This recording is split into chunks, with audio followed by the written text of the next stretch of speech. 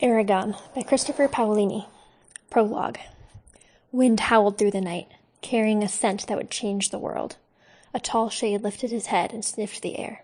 He looked human, except for his crimson hair and maroon eyes. He blinked in surprise. The message had been correct. They were here. Or was it a trap? He weighed the odds, then said icily, "Spread out.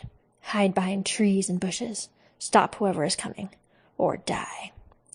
Around him shuffled 12 Urgles with short swords and round iron shields painted with black symbols. They resembled men with bowed legs and thick, brutish arms made for crushing. A pair of twisted horns grew above their small ears. The monsters hurried into the bush, grunting as they hid. Soon the rustling quieted and the forest was silent again. The shade peered around a thick tree and looked up the trail. It was too dark for any human to see, but for him, the faint moonlight was like sunshine streaming between the trees. Every detail was clear and sharp to his searching gaze.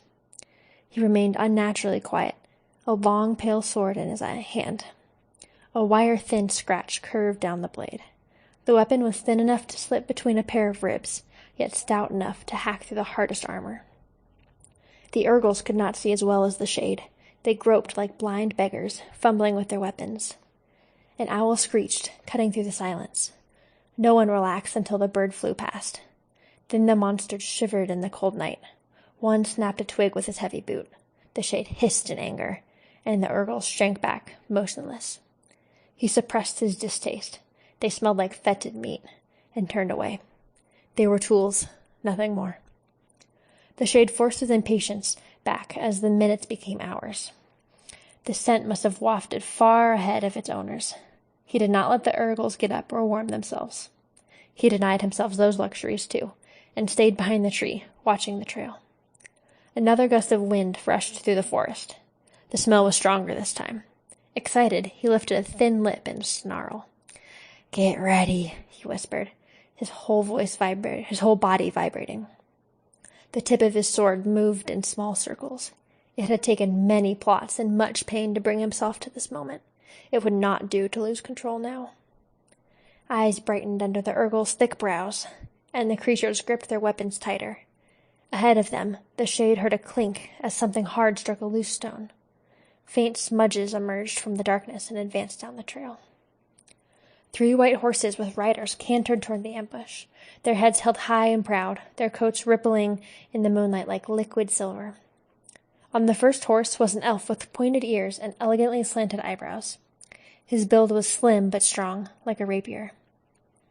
A powerful bow was slung on his back. A sword pressed against his side, opposite a quiver of arrows fletched with swan feathers. The last rider had the same fair face and angled features as the other. He carried a long spear in his right hand and a white dagger at his belt. A helm of extraordinary craftsmanship, wrought with amber and gold, rested on his head. Between these two rode a raven-haired elven lady, who surveyed her surroundings with poise. Framed by long black locks, her deep eyes shone with a driving force. Her clothes were unadorned, yet her beauty was undiminished. At her side was a sword, and on her back a long bow with a quiver. She carried in her lap a pouch that she frequently looked at, as if to reassure herself it was still there. One of the elves spoke quietly, but the shade could not hear what was said. The lady answered with obvious authority, and her guards switched places. The one wearing the helm took the lead, shifting his spear to a readier grip. They passed the shade's hiding place and the first few Urgles without suspicion. The shade was already savoring his victory when the wind changed direction and swept towards the elves, heavy with the Urgle stench. The horses snorted with alarm and tossed their heads. The riders stiffened, eyes flashing from side to side, then wheeled their mounts around and galloped away. The lady's horse surged forward, leaving her guards far behind. Forsaking their hiding, the Urgle stood and released a stream of black arrows. The shade jumped out from behind the tree, raised his right hand, and shouted, "Garjla!" A red bolt flashed from his palm toward the elven lady, illuminating the trees with a bloody light. It struck her steed, and the horse toppled with a high-pitched squeal, plowing into the ground chest first. She leapt off the animal with inhuman speed, landed lightly, and then glanced back for her guards. The Urgle's deadly arrows quickly brought down the 2 elves. They fell from the noble horses, blood pooling in the dirt. As the Urgles rushed towards the slain elves, the Shade screamed, "After her! She's the one I want!" The monsters grunted and rushed down the trail. A cry tore from the elf's lips as she saw her dead companions. She took a step toward them, then cursed her enemies and bounded into the forest. While the Urgles crashed through the trees, the Shade climbed a piece of granite that jutted above them. From his perch he could see all of the surrounding forest. He raised his hand and uttered, "Botek Istari!" and a quarter-mile section of the forest exploded into flames. Grimly he burned one section after another until there was a ring of fire, a half-league across, around the ambush site. The flames looked like a molten crown resting on the forest. Satisfied, he watched the ring carefully, in case it should falter. The band of fire thickened, contracting the area the Urgles had to search. Suddenly, the Shade heard shouts and a coarse scream. Through the trees he saw 3 of his charges fall in a pile, mortally wounded. He caught a glimpse of the elf running from the remaining Urgles. She fled towards the craggy piece of granite at a tremendous speed. The Shade examined the ground 20 feet below, then jumped and landed nimbly in front of her. She skidded around and sped back to the trail. Black Urgle blood dripped from her sword, staining the pouch in her hand. The horned monsters came out of the forest and hemmed her in, blocking the only escape routes. Her head whipped around as she tried to find a way out. Seeing none, she drew herself up with regal disdain.